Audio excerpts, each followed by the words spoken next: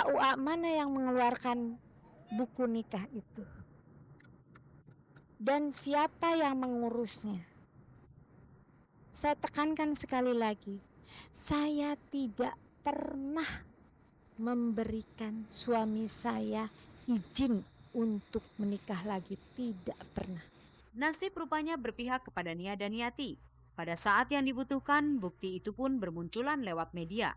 Bukti paling penting adalah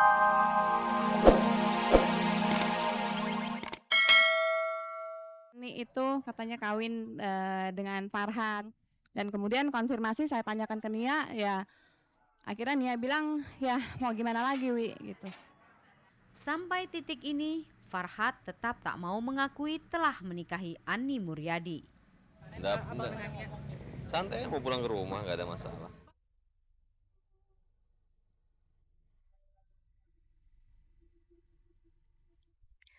Bantahan Ani Muryadi memperkuat bantahan Farhat Abbas sebelumnya.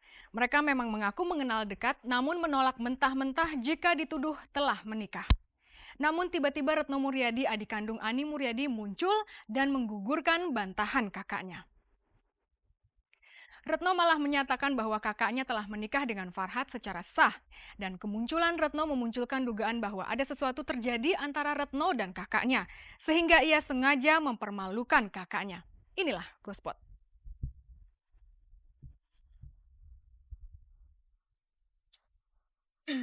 Siapa sangka Retno Muryadi, adik kandung dari Ani Muryadi, justru menjadi saksi kunci atas teka-teki pernikahan Farhat dan Ani. Retno Muryadi mengaku menjadi saksi mata atas pernikahan kakaknya dengan Farhat Abbas.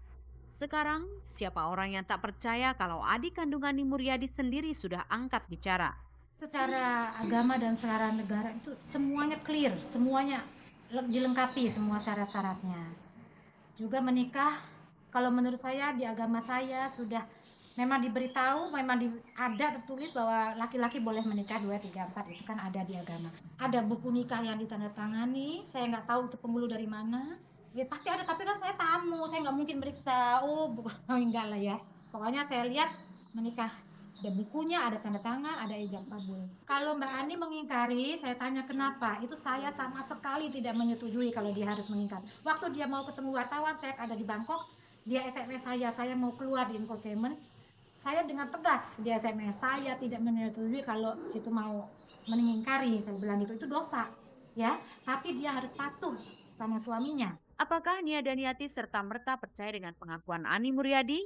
Ternyata belum.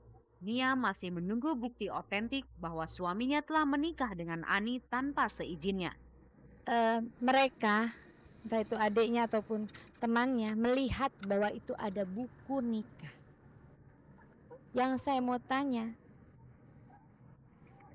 KUA mana yang mengeluarkan buku nikah itu? Dan siapa yang mengurusnya? Saya tekankan sekali lagi, saya tidak pernah memberikan suami saya izin untuk menikah lagi, tidak pernah. Nasib rupanya berpihak kepada Nia dan Yati. Pada saat yang dibutuhkan, bukti itu pun bermunculan lewat media. Bukti paling penting adalah foto pernikahan Farhat dan Ani. Desakan kepada Farhat untuk berkata jujur semakin kuat dengan dimuatnya foto-foto tersebut. Akhirnya, tepat di hari ulang tahunnya, Farhat dengan jantan mengaku telah menikahi Ani Muryadi. Pernikahan itu memang benar. Apa yang dilihat, saya sebagai orang tidak bisa mengelak. Karena memang pada saat itu memang sepakat, toh selama bisa menjaga dan tidak menyakiti hati daripada Mbak Nia, menurut saya itu sudah prinsip yang saya tidak bisa lagi saya tutup-tutupi. Kenapa ditutup-tutupi? Ya biar bagaimana masyarakat menilai. Nasi sudah menjadi bubur. Farhat sudah terlanjur tercebur dalam situasi dilematis. Di satu sisi, Farhat sudah menikahi Ani secara bawah tangan. Di sisi lain, Nia dan Yati punya sikap teguh tak sudi dipoligami. Saya tunggu sampai Begitu. ya maksudnya pastinya ada ya. Saya tunggu ya dalam waktu sekarang ini. Saya akan menjaga keutuhan rumah tangga. Biar bagaimanapun karena pemberitaan ini kan istri saya tersakiti. Seolah-olah seperti bagaimana Mbak Ani kan dengan kebesaran jiwanya udah mengatakan satu dukungan moral. Saya akan menunjukkan kepada Mbak Nia bahwa sebenarnya begini. Ya kan? Saya akan memberi yang terbaik, cuman saya sudah bilang tidak akan mungkin sesuatu akan saya umumkan langsung. Terserah kamu. Yang jelas prinsip saya tidak mau dipoligami. Dan kalaupun sampai suami saya nggak tahu memilih siapa. Kalau memilih saya dengan catatan tidak mengulanginya lagi. Semakin lama kisah cinta antara Farhat dan Ani Muryadi semakin jelas terlihat. Dan pada kondisi seperti ini tidak ada lagi yang bisa dilakukan oleh Farhat selain bicara apa adanya.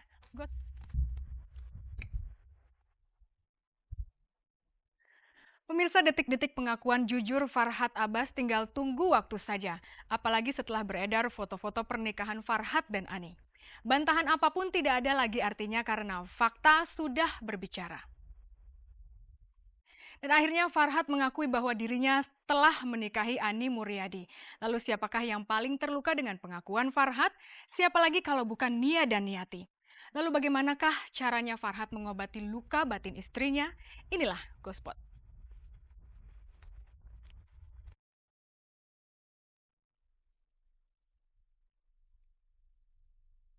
Farhat kini dipaksa harus memilih Nia atau Ani.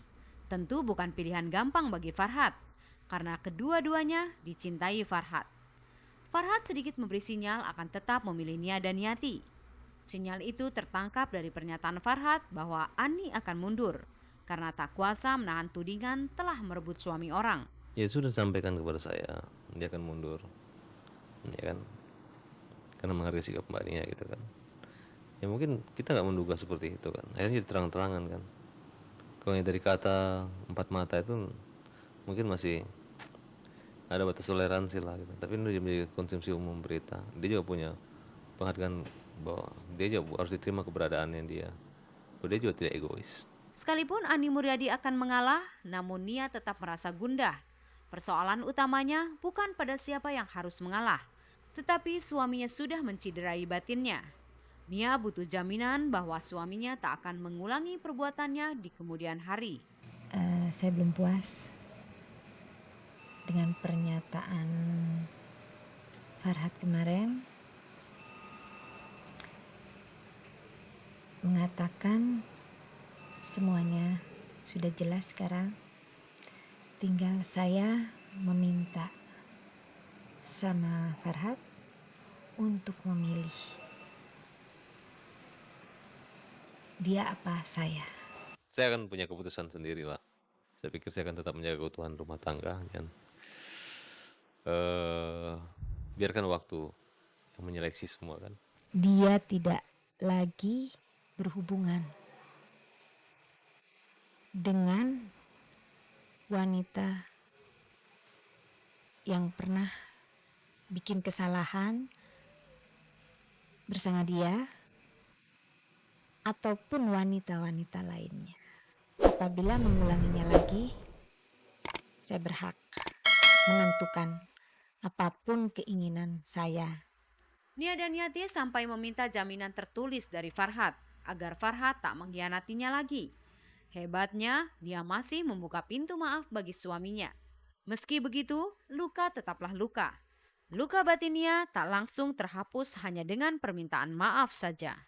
Hati saya mencoba untuk berusaha mengobati sedikit demi sedikit, menghapus apa yang pernah terjadi di dalam kehidupan saya berumah tangga. Sadar telah berbuat hilaf, Farhat kemudian merancang bulan madu kedua bersama Nia dan Niati. Hari Jumat kemarin, Nia dan Farhat terbang menuju negara Singapura untuk menggelorakan kembali cinta yang nyaris padam karena terguncang prahara. Semoga cinta mereka yang meredup kembali berpijar di Singapura. Seandainya saya jadi dia, itu kepahitan. Begitu bahagianya kan. Kita mendapat sisa harapan. Kita melakukannya bukan karena tapi walaupun. Sakit, kecewa, tapi tetap cinta. Karena kamu begini aku tinggalin kamu tidak. lakukanlah yang terbaik. Dan itu sudah membuat saya sangat terharu.